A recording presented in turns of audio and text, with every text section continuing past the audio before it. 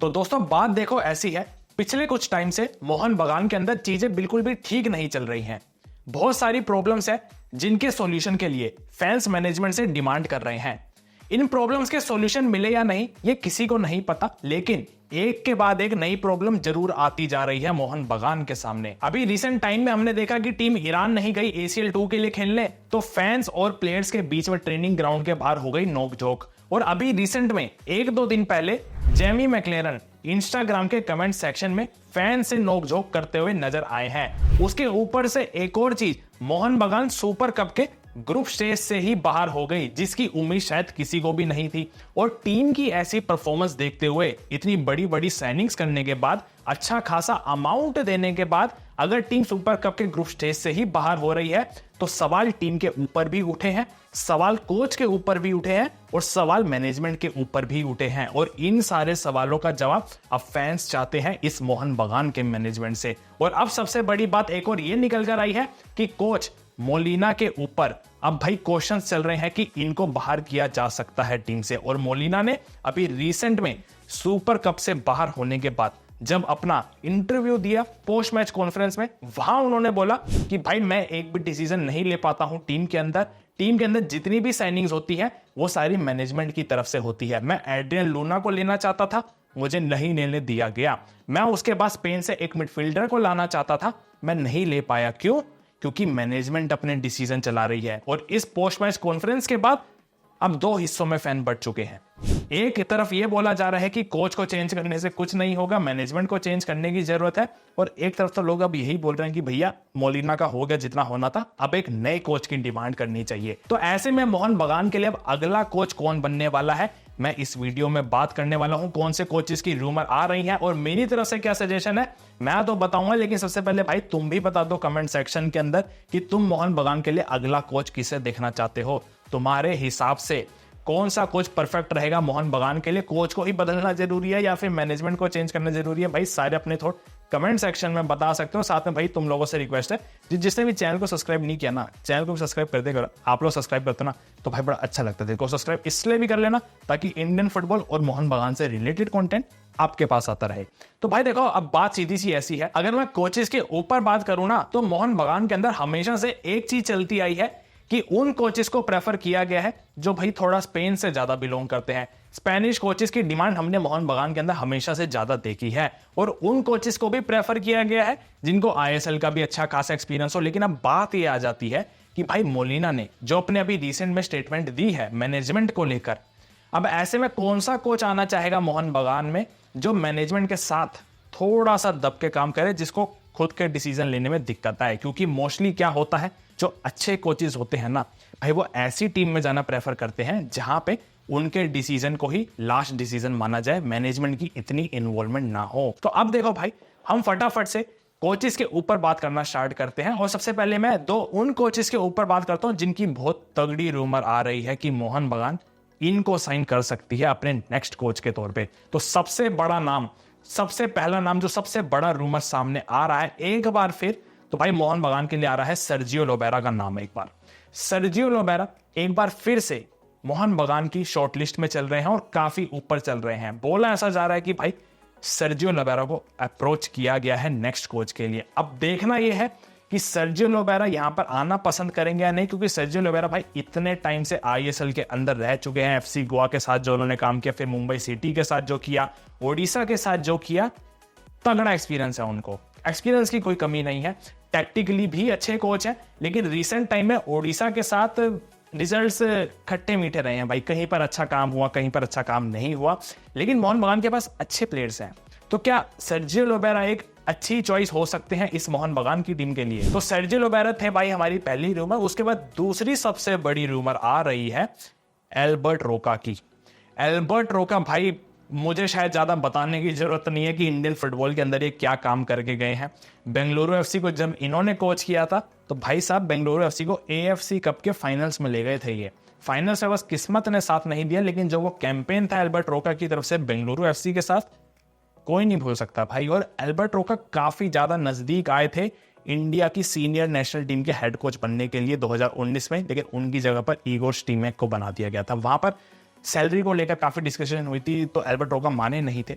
तो एल्बर्ट रोका वहां पर भी एक बार रह गए थे। उसके बाद एल्बर्ट रोका को हैदराबाद एफसी का भी कोच अनाउंस किया गया था और ये बन भी गए थे, लेकिन फिर एल्बर्ट रोका को भैया बुलावा आ गया बार्सिलोना की टीम से, और बार्सिलोना में जाके इन्होंने भाई एज असिस्टेंट के तौर पर वहां पर साथ दिया, तो ये हैदराबाद में भी नहीं आ पाए। लेकिन एल्बर्ट रोका का एक बार अब फिर नाम सामने आ रहा है, और इस बार आ रहा है भैया मोहन बगान की तरफ से। तो क्या एल्बर्ट रोका मोहन बगान के साथ आके काम कर पाएंगे? क्योंकि रोका जिस टाइप के कोच हैं भाई, ये अपने डिसीजन चलाना पसंद करेंगे, इतना मैं जानता हूं।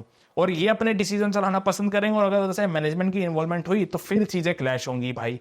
तो किसी एक का तो किसी के साथ कोई कंडीशन में मानना पड़ेगा। एल्बर्ट रोका इंटरेस्टिंग चॉइस है भाई, थोड़ा सा काउंटर्स पर खेलना ये ज्यादा पसंद करते हैं। लेकिन बात अभी इतनी सी है भाई कि मोहन बगान जैसे हमेशा से स्पेनिश कोचेस को प्रेफर करती आई है, और रोका भी एक स्पेनिश कोच है जो इंडियन फुटबॉल में अच्छा खासा काम करके जा चुके हैं, और शायद जो एशिया के लेवल पे जाके कोई कोच काम करवा सकता है वो रोका ने करवाया भी है। तो क्या मोहन बगान इनके साथ जाना पसंद करेगी? क्योंकि नाम इनका भी जुड़ रहा है भाई। तो ये जो दो कोचेस है, सर्जियो लोबेरा और एल्बर्ट रोका, इनका सबसे तगड़ा नाम सामने आ रहा है एज अ रूमर के तौर पे कि मोहन बगान इनको अप्रोच कर रही है। लेकिन भाई अब यहां से मैं 3 उन कोचेस के ऊपर बात करना चाहूंगा जो मैं अपनी तरफ से सजेशन दे रहा हूं भाई, कि मुझे ऐसा लगता है ये भी इंटरेस्टिंग चॉइसेस हो सकते हैं मोहन बगान के लिए, अगर इनकी तरफ देखा गया तो भाई मेरी तरफ से कोच के लिए पहला सजेशन जो है, जिनको आईएसएल का एक्सपीरियंस भी रह चुका है, तो यहां पर मैं बात कर रहा हूं जर्मन कोच थॉमस ब्रिदैरिच की। अब जिनको पता होगा अच्छी बात है, जिनको नहीं पता भाई मैं फटाफट से तुम्हें बता देता हूं थॉमस ब्रिदैरिच के बारे में। भाई साल 2022-23 में ये चेन्नई एफसी के कोच बने थे। वो इनका पहला सीजन था और आखिरी सीजन था आईएसएल के अंदर। चेन्नई ने इनको क्यों ज्यादा टाइम नहीं दिया ये मेरी समझ से बाहर है। पहले सीजन के अंदर भाई चेन्नई को इन्होंने 8वीं पोजीशन पे फिनिश करवाया था, लेकिन पोजीशन से जज मत करना भाई, उस टाइम पे चेन्नई की हालत बहुत ज्यादा खराब चल रही थी। उसके बावजूद चेन्नई की टीम के साथ इन्होंने 7 मैच जीते थे और 6 मैच ड्रॉ खेले थे भाई। और चेन्नई उस टाइम पे जिस टाइप का ब्रांड ऑफ फुटबॉल खेल रही थी वो काफी इंटरेस्टिंग था। 4-3-3 की फॉर्मेशन के साथ भाई ये खेलना पसंद करते हैं ब्रिदैरिच, अटैकिंग फॉर्मेशन के साथ, ठीक है, होल्डिंग नहीं, अटैकिंग के साथ ये खेलना पसंद करते हैं थॉमस ब्रिदैरिच। और सबसे मजे की बात यह है, एक्सपीरियंस की इनके पास किसी चीज की कमी नहीं है भाई, एक्सपीरियंस की कमी नहीं है। जर्मन के अंदर ये 4th टायर ले लो, 5th टायर ले लो, 3rd टायर ले लो, हर जगह ये कोचिंग कर चुके हैं, मतलब एक्सपीरियंस की कोई कमी नहीं। और सबसे बड़ी बात अभी रिसेंट में जहां से ये फ्री एजेंट बने हैं, अल्बेनिया के अंदर वहां की 1st टायर लीग में वहां की जो टीम है केएफ लजानिया, उस टीम को इन्होंने लीग में 2nd नंबर पे फिनिश करवाया था भाई, 2nd नंबर पे फिनिश करवाया था। और जो फर्स्ट टीम थी उससे सिर्फ 2 पॉइंट्स का गैप था, सिर्फ 2 पॉइंट्स का गैप था। अल्बेनिया की टॉप टायर लीग में केएफ लजानिया की टीम को इन्होंने कोच किया और नंबर 2nd पर फिनिश करवाया।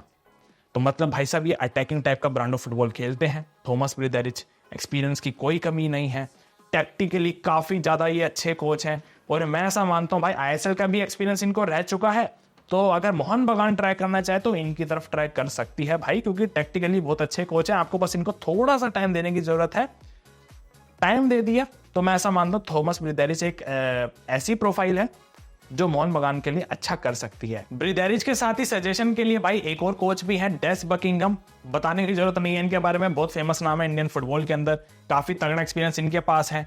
मोहन बगान से अप्रोच भी कर सकती है, सब कुछ वो चीजें हैं डेस बकिंगम के पास जो एक तगड़े कोच के अंदर होनी चाहिए। बस दिक्कत यह है भाई अब ये साउथ लीग में जा चुके हैं, और जिस लेवल पे ये जा चुके हैं मुझे नहीं लगता ये वहां से वापस आने वाले हैं। तो डेस बकिंगम भी एक चॉइस है, लेकिन मुझे लगता नहीं है ये आ पाएंगे, ठीक है। तो थॉमस ब्रिदैरिच एक कोच है।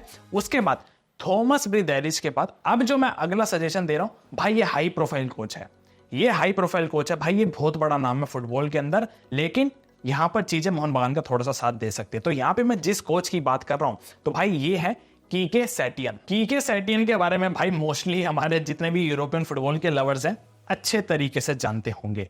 ला लीगा के अंदर बारसा की टीम को ये कोच कर चुके हैं 2 साल, उसके साथ साथ विलारियल की टीम को भी भाई ये कोच कर चुके हैं ला लीगा के अंदर। अब तुम्हें ये सोच के लग रहा होगा कि भाई ये तो कोई ज्यादा ही हाई प्रोफाइल कोच है, इनको अप्रोच कैसे करेंगे, तो मैं अभी बताता हूं भाई पूरा सीन।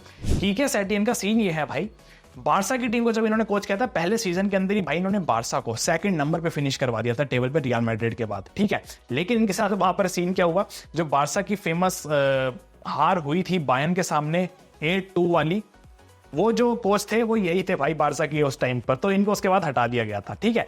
लेकिन उसके बाद सीन अभी ये है, रिसेंट में कीके सेटियन ने चाइनीज सुपर लीग में जाके कोच किया है टीम को, बीजिंग की टीम को, ठीक है। बीजिंग को भाई इन्होंने कोच किया है और जिस टीम को इन्होंने कोच किया है ना, वो कोई बहुत बड़ी टीम नहीं है। उसका रीजन ये है कि अभी जो इनकी एज है ना, वो 67 या 68 के आसपास चल रही है। कीके सेटियन की अटैकिंग ब्रांड ऑफ फुटबॉल ही खेलना पसंद करते हैं, लेकिन दिक्कत यह है एज की वजह से अब थोड़ा सा इनको नीचे नीचे आना पड़ रहा है। और वहां पर चाइनीज सुपर लीग में जाके इन्होंने कोच किया, लेकिन वहां से अभी इन्होंने रिजाइन दे दिया है।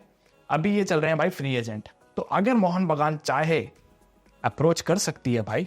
बहुत बड़ी हाई प्रोफाइल का कोच है, एक्सपीरियंस में तो कमी है ही नहीं। बारसा को कोच किया है भाई, इससे ज्यादा आपको और क्या चाहिए। बात उनके ऊपर है, वो आना पसंद करेंगे नहीं। थोड़ा सा फीस को लेकर दिक्कतें आ सकती हैं, लेकिन अगर कोशिश करे तो अप्रोच कर सकते हैं। और अगर लेकर आए तो भाई साहब जो एक्सपीरियंस लेकर आएंगे, जो इतने बड़े लेवल का एक्सपीरियंस है कीके सेटियन को, तो मुझे नहीं लगता इससे बेटर चॉइस कोई मोहन बगान की टीम के लिए हो सकती है। तो कीके सेटियन भाई हर जगह पर जाके इन्होंने बढ़िया काम किया है, और मैं ऐसा मानता हूं ये एक बहुत अच्छी प्रोफाइल हो सकते हैं मोहन बगान के लिए, अगर चीजें मोहन बगान के फेवर में गई, थोड़ा सा फीस वाले फैक्टर में। अब नंबर 1 पे मेरी तरफ से जो सबसे बढ़िया वाली सजेशन है भाई मोहन बगान के लिए कोच के तौर पे, तो भाई यहां पर मैं जिस कोच की बात करने जा रहा हूं, ये बढ़िया बंदा है भाई।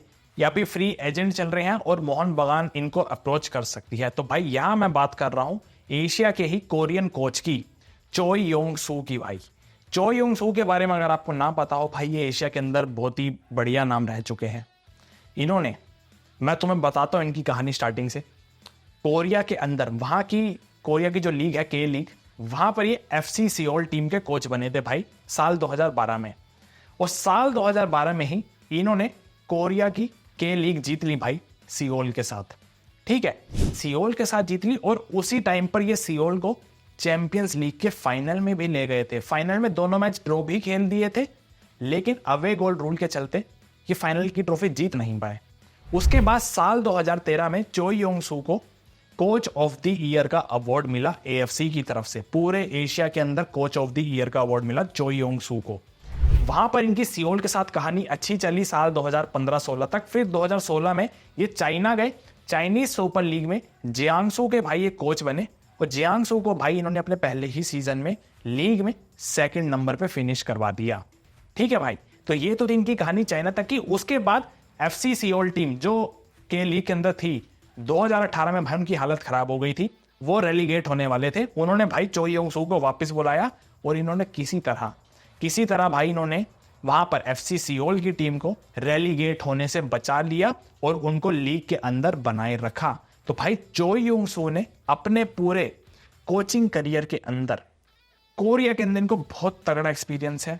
कोच ऑफ द ईयर का अवार्ड इनको मिल चुका है एशिया का। चैंपियंस लीग के फाइनल में ये ले जा चुके हैं टीम को।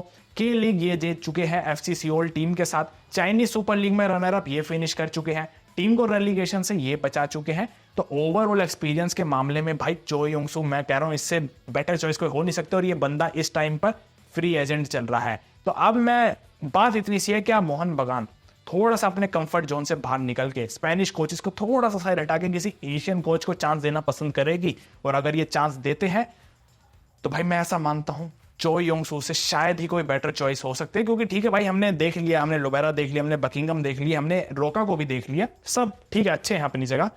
लेकिन एक बार थोड़ा सा कंफर्ट जोन से बाहर तो निकल के देखो, क्या पता भाई चोई योंग सू कुछ ऐसा कर दे आके जो शायद हमने इंडियन फुटबॉल के अंदर देखा ही ना हो।